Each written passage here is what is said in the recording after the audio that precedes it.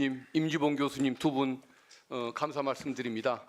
정말 헌재가 상당한 그 기간 혼란을 겪고 있던 시기에 두 분께서 바른 말씀, 방향 또 잘 제시해 주셔서 옳은 결론이 날 수 있었던 것 같습니다. 이 자리를 빌어서 깊은 감사 말씀드립니다. 그리고 이복현 금감원장님은 제가 보기에 이제 지난 정권이 되겠죠. 윤 정권의 공직자다운 공직자를 저는 몇 명 못 봤는데 그래도 우리 이복현 원장께서 나름의 그 소신을 갖고 업무를 처리해 주시는 것에 대해서 경의를 표한다는 말씀 드리고 질문을 시작하겠습니다. 우리 최상목 장관님, 네,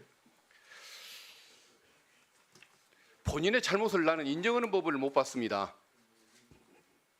나라 경제를 망가진 부분이든 내란 이후에 취했던 행동들이든 수많은 문제가 제기돼도 항상 변명이 길지 내가 잘못했습니다, 죄송합니다라는 말을 한 번도 한 걸 못 본 것 같아요.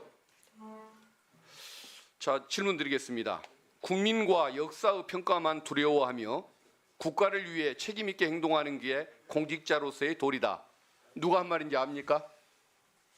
제가 국무회의 모두 발언에 한 말입니다. 권한대행으로서 그런 얘기 하셨던 그렇습니다. 거죠? 네네. 본인은 그렇게 행동해 왔습니까? 전 행동하려고 노력했습니다. 네. 노력한 결과가 그겁니까? 자, 그럼 한번 질문해 보겠습니다. 계엄 반대했다고 그러셨죠? 네, 그렇습니다.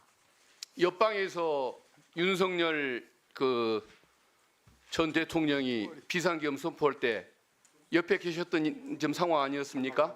그렇죠? 옆에 있지는 않았습니다만, 네, 대기실에 국무회의에 있었습니다. 참여했을 거 아닙니까? 뭐 국무회의인지 모르고 들어가는 자, 건 맞습니다. 네. 그때 말리기 위해서 찬성하지 않았다는 것 외에 본인이 말리기 위해서 어떤 노력을 했었습니까?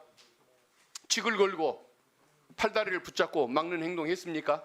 그 부분에 대한 계엄을 막지 못한 국무회의 한 사람으로서 제가 그거는 뭐 기재위나 국회 본회의에서 직을 그런 걸고 걸 막았어야지. 말씀드렸습니다. 찬성하지 않았으니까 나는 반대했다라고 그렇게 얘기를 합니까? 설득을 하려 노력했습니다. 그러면 설득해도 안 됐으니까 가서 발표하시오, 내란 범죄 저지르시오 라고 방관하는 게 그게 장관의 태도입니까? 뭘 그렇게 잘난 게 많아요? 제가 잘난 걸 말씀드린 건 부끄러움을 아니고요. 하세요. 제가 항상 말이 많아요. 그리고 마한혁 재판관 임명 계속 거부했었는데 그게 헌법 위반이라는 거 몰랐습니까? 거부한 게 아닙니다. 임명하려고 노력을 했습니다. 84일간 안 했는데 노력했어요. 제가 두 사람을 임명을 해가지고 일단 헌법재판소는 마한혁 재판관을 묻습니다. 헌법재판 그리고 돌아가는 노력을 했습니다. 헌법재판소가 결정을 한 이후에도 28일간 그걸 결정을 뭉갰어요.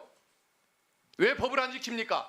그 부분에 대해서는 저도 노력했다 말씀을 드리지 않습니까? 그걸 국무위원들하고 노력이라고 상의를 얘기하는 게 하고요. 아닙니다. 그다음 개긴다고 그때는 얘기를 해요. 또 거기 권한대, 그러니까 총리께서 국민들은 언제 돌아오실지 모르기 상식인들은 때문에 그런 경우를 네. 두고 개긴다고 얘기하지 노력했다고 얘기하지 않습니다. 헌재가 명령을 하고 본인에게 권한이 있는데 그걸 안 해놓고 노력했다.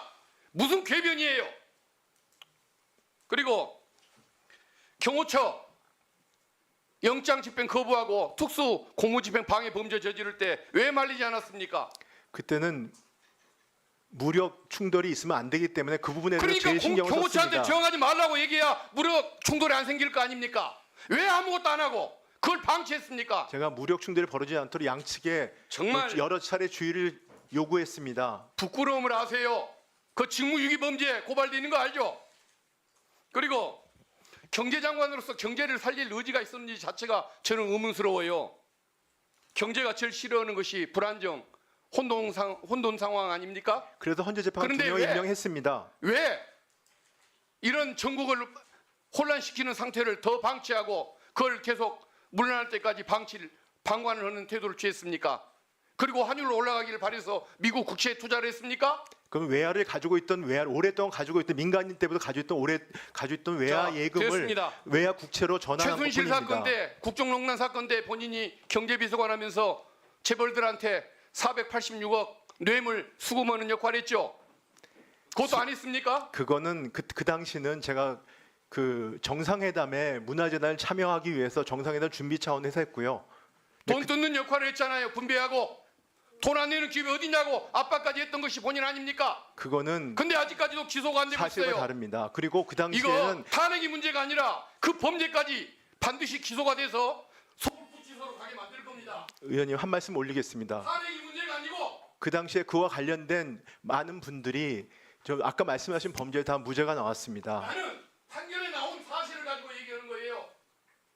박근혜 대통령 유진한 거 모릅니까? 그게 아니고 제가 미르재단 부분에 대해서 뇌물과 말씀하시니까 그건 무죄가 나왔다는 말씀을 드리는 겁니다. 정부 청사가 아니고 서울 구치소에 한다는 사실 곧 보여줄 겁니다. 스스로 올려라는 것이 본인의 공직자로서의 마지막 도리라는 점 분명히 명심하세요. 네. 그러는 분이 왜 갑자기 그래요? 저 공직자를 보면 용납이 안 돼요. 천천히 말씀하세요. 공직자 자격이 없어요. 얘기합시다. 네. 네.